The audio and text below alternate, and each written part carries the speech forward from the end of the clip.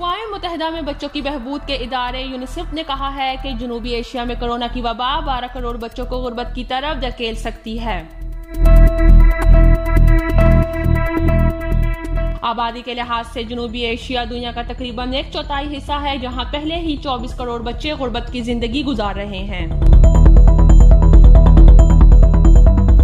UNICEF के मुताबिक पाकिस्तान, भारत और बांग्लादेश जैसे गुंजान आबादी वाले ममालिक में बेरोजगारी और खराब माशी सूरत हाल के बायस आइंदा 6 माह में बच्चों की तालीम और सेहत खास तौर पर खराब होने का खदशा है।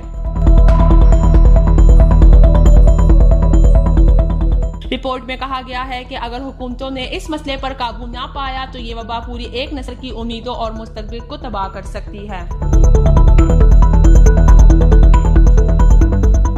नौशीन, sportstory.news।